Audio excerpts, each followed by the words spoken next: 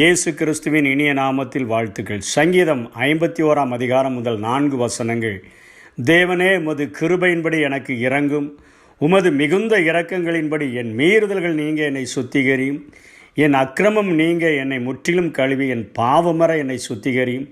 என் மீறுதல்களை நான் அறிக்கையிடுகிறேன், என் பாவம் எப்பொழுதும் எனக்கு முன்பாக நிற்கிறது. தேவரீர் ஒருவருக்கே விரோதமாக நான் பாவம் செய்து உமது கண்களுக்கு முன்பாக பொல்லாங்கனதை நடப்பித்தேன். நீர் பேசும்போது உம்முடைய நீதி விளங்கவும், நீர் நியாயம் தீர்க்கும்பொழுது உம்முடைய பரிசுத்தம் விளங்கவும் இதை அறிக்கையிடுகிறேன் என்று இங்கே சங்கீதக்காரன் சொல்லுகிறதை நாம் பார்க்கிறோம். தாவீது பத்சேபாளுடன் செய்த பாவத்துக்கு அவன் உரியாவை அழைத்தனுப்பி உரியாவை தன்னுடைய வீட்டிற்கு போக சொன்ன பொழுது ஆண்டவர் குறிப்பால் உரியாவின் மூலமாக தாவீதினுடைய பாவத்தை உணர்த்த நினைக்கிறார். ஆனால் அவனோ தன்னுடைய இருதயத்தை தாவீது மழுங்கடித்தவராக ஊரியாவை குடிக்க வைத்து அவரை வீட்டிற்கு அனுப்புவதும் உச்சிதமான பதார்த்தங்களை பின்பாக அனுப்புவதுமான முயற்சிகள் எடுத்தபொழுது ஊரியா குறிப்பால் அவரை உணர்த்துவிக்கும் வண்ணமாக சேவகரும் கர்த்தருடைய பெட்டியும் யுத்த களத்தில் இருக்கும்பொழுது நான் எப்படி என்னுடைய வீட்டிற்கு நான் போக முடியும் என்று சொன்ன வார்த்தை தாவீதினுடைய இருதயத்தை அசைக்காமல் இருந்தபொழுது பாவத்தை மறைப்பதற்காக அவன் மீண்டுமாக ஊரியாவை கொலை செய்கிற இன்னொரு பாவத்தையும் செய்து முடிக்கிறான். இதையெல்லாம் நாம் அறிந்ததே.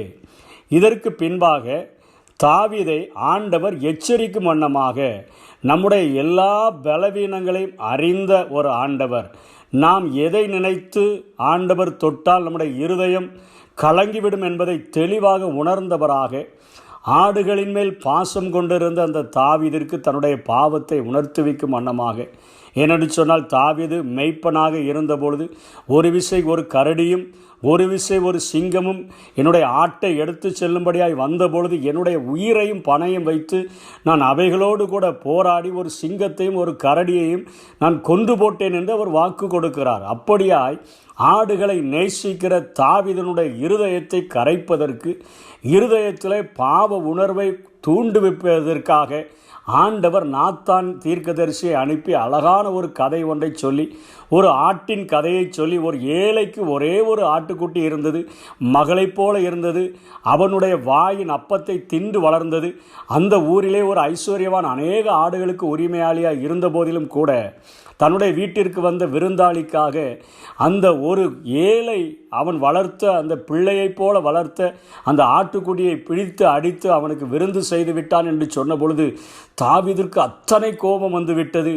அவன் கொலை செய்யப்பட வேண்டும், அவன் நாளத்தனையாய் கொடுக்க வேண்டும் என்றெல்லாம் அவன் கத்துகிறதை பார்க்கிறோம். இப்பொழுது அவனுடைய இருதயத்தில் ஆண்டவர் பாவத்தை உணர்த்துவிக்கக்கூடிய ஒரு பக்குவத்தை உண்டாக்கி நாத்தான் தாவீதை பார்த்து சொல்லுகிறார், நீயே அந்த மனுஷன் என்று சொன்ன பொழுது தன்னுடைய பாவத்தினுடைய கொடூரத்தை உணர்ந்தவனாக சவுலை போல நான் பாவம் செய்தேன், ஆனால் ஜனங்களுக்கு முன்பாக என்னை கனப்படுத்தும் என்று சொல்லாதபடிக்கு தைரியமாக ஒரு பாவ அறிக்கையினுடைய சங்கீதத்தை எழுதி அவன் அங்கே வாசிக்கிற ராகத் தலைவனுக்கு ஒப்புவித்ததாக இந்த சங்கீத பகுதி சொல்லப்படுகிறது. இதிலே ஒரு வசனம் தெளிவாக சொல்லுகிறது, தேவரீர் ஒருவருக்கே விரோதமாக நான் பாவம் செய்து உமது கண்களுக்கு முன்பாக பொல்லாங்கனதை நடப்பித்தேன். நான் அநேகருடைய கண்களை மறைத்துவிட்டு இந்த பாவத்தை செய்துவிட்டேன் என்று நினைத்தேன். யாருக்கும் தெரியாது என்று சொல்லிதான் நான் நினைத்தேன். ஆனால் நான் இப்பொழுது செய்த பாவத்தை, மறைவிடங்களில் செய்ததை, ஒளிப்பிடங்களில் செய்ததை காண்கிற என் ஆண்டவர் எனக்கு உணர்த்துகிறபடியினாலே தேவரீர் ஒருவருக்கே விரோதமாக நான் பாவம் செய்து உமது கண்களுக்கு முன்பாக பொல்லாங்கானதை நடப்பித்தேன். நீர் பேசும்போது உம்முடைய நீதி விளங்கவும், நீர் நியாயம் தீர்க்கும் பொழுது உம்முடைய பரிசுத்தம் விளங்கவும் இதை அறிக்கையிடுகிறேன் என்று அவர் சொல்லுகிறதை பார்க்கிறோம். ஆண்டவர்தான் நீதிபரர், ஆண்டவர்தான் சத்தியபரர் என்று சொல்லத்தக்கதாக இங்கே தாவீது தன்னை தாழ்த்தி, ஆண்டவரே, நான் சவுலை போல நீர் வருகிறதற்கு நேரமானதினால் நான் பழி செலுத்தினேன் என்று சாக்கு போக்கு சொல்லாதபடி, நான் நிச்சயமாக நான் தவறு செய்தேன், நீர் பேசுகிற பொழுது நான் குற்றவாளி ஆண்டவரே, உம்முடைய நீதி விளங்க வேண்டும், நீர் நியாயம் தீர்க்கும் பொழுது உம்முடைய பரிசுத்தம் விளங்கணும், என்னுடைய மீறுதல்கள் வெளியே தெரியணும்னு சொல்லி தன்னை முற்றிலுமாக அர்ப்பணித்ததாக இந்த பகுதி நமக்கு காட்டுகிறது. ஒரே ஒரு காரியத்தை நாம் அழுத்தம் திருத்தமாக தெரிந்து கொள்ள வேண்டும்.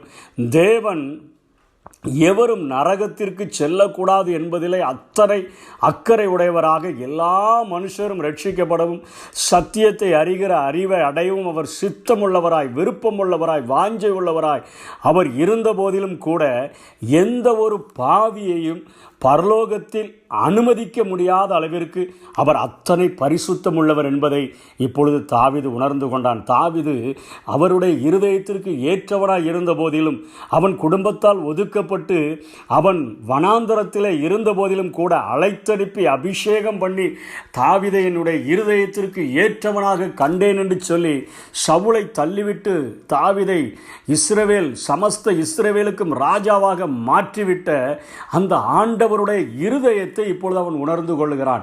இருதயத்தை உணர்ந்து கொண்டவனாக, ஆண்டவரே, என் மேல நீங்க காட்டின இரக்கங்கள் பெரியது.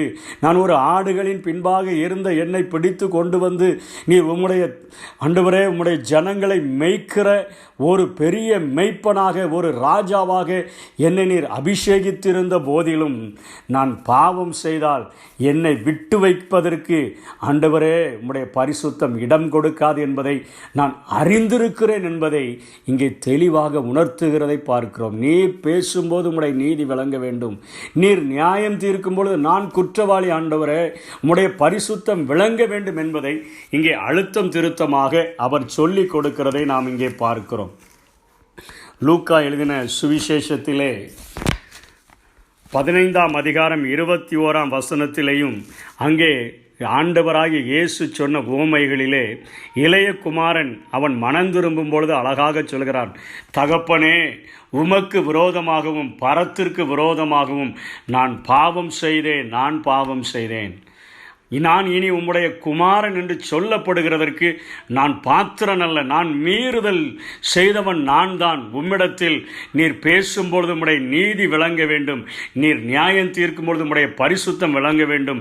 நீர் என்னை பிள்ளையாக ஏற்றுக்கொள்ளுகிறதற்கு என்னிடத்தில் எந்த ஒரு தகுதியும் இல்லை என்று சொல்லி தன்னுடைய இருதயத்தின் ஆழத்திலே அவனை தாழ்த்தினபடியினாலே உம்முடைய பரிசுத்தத்திற்காக நான் தலை வணங்குகிறேன். ஆண்டவரே, எந்த ஒரு பாவியையும் பரலோகத்திற்குள் விட முடியாத அளவிற்கு நீர் அத்தனை பரிசுத்தர் என்பதை நான் அறிந்திருக்கிறேன் என்று சொன்னபோதுதான் அந்த அறிக்கை நிமித்தமாக அவனை கட்டி கொண்டு தகப்பன் அணைத்து கொண்டு அவனை தன்னுடைய வீட்டிற்குள்ளாக அழைத்து செல்லுகிறதை பார்க்கிறோம். ரோமர் 3ஆம் அதிகாரம் 14ஆம் வசனத்திலே 4ஆம் வசனத்திலே பவுல் தெளிவாக சொல்லுகிறார், உம்முடைய வசனங்களில் நீதிபரராய் விளங்கவும் உம்முடைய நியாயம் விசாரிக்கப்படும் பொழுது வெற்றி அடையவும் இப்படி ஆயிற்று என்று எழுதியிருக்கிறபடி தேவனே சத்தியபரர் என்றும் எந்த மனுஷனும் பொய்யன் என்றும் சொல்வோமாக என்று சொல்கிறார். தேவனே சத்தியபரர். அங்கே உரியா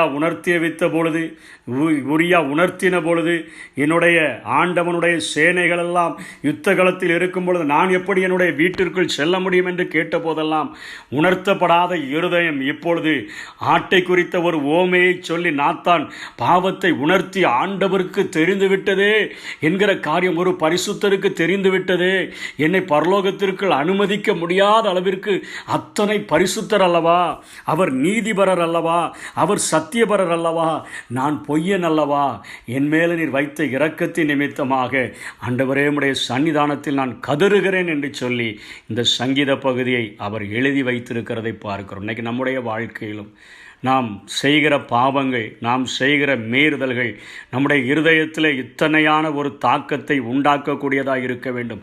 நம்ம எல்லாருக்கும் நன்றாக தெரியும், தேவன் இரக்கமுள்ள தேவன். அவர் மன்னிப்பதற்கு தயை பெருத்திருக்கிறார்.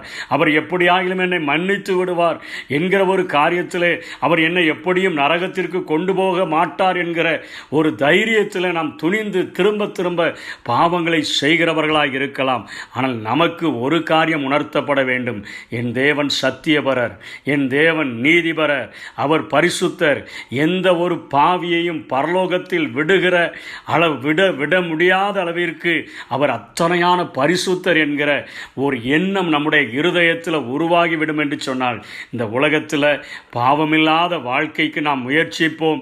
ஒவ்வொரு நாளும் அவருடைய சன்னிதானத்தில் கதறுவோம், ஆண்டவரே உம்முடைய இருதயத்தை நோகடிக்காத, உம்முடைய இருதயத்தை வேதனைப்படுத்தாத, உம்முடைய இருதய இருதயத்தை காயப்படுத்தாத ஒரு வாழ்க்கை வாழும்படியாக எங்களுக்கு உதவி செய்யும் என்று சொல்லி ஒவ்வொரு நாளும் நாம் கதறினோம் என்று சொன்னால், ஆண்டவருடைய பலிபீட தண்டையில் நம்முடைய சரீரங்களை ஒப்பு கொடுத்து பரிசுத்தமும் ஜீவ பலியுமாய் ஒப்பு கொடுத்து, ஆண்டவரே நீர் சத்தியபரர், பொய்யனாகிய என்னையும் நீர் பரிசுத்தராய் மாற்றும், உம்மை போல மாற்றும் என்று ஜெபித்தால் நிச்சயமாய் நம்முடைய வாழ்க்கையும் ஆண்டவர் பரிசுத்தமாய் மாற்றுகிறதற்கு இன்றைக்கும் உண்மை உள்ளவராய் இருக்கிறார். கர்த்தர் தாமே நம்மை ஆசீர்வதிப்பாராக.